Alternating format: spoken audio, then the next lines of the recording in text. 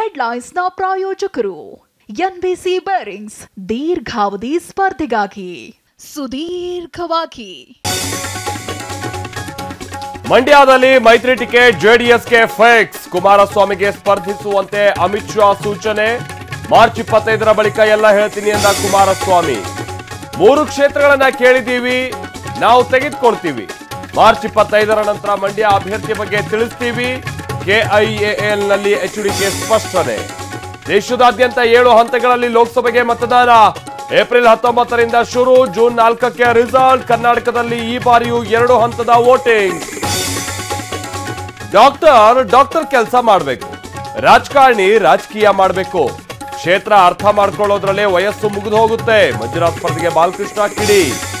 ಶ್ರೀರಾಮುಲು ವಿರುದ್ಧ ಮತ್ತೆ ತೊಡೆ ತಟ್ಟಿದ ಎಸ್ ತಿಪ್ಪೇಸ್ವಾಮಿ. ಬಳ್ಳಾರಿಯಲ್ಲಿ ಪಕ್ಷೇತರ ಅಭ್ಯರ್ಥಿಯಾಗಿ ಸ್ಪರ್ಧೆಗೆ ನಿರ್ಧಾರ. ಚಿತ್ರದುರ್ಗದಲ್ಲಿ ಸ್ಪಷ್ಟನೆ.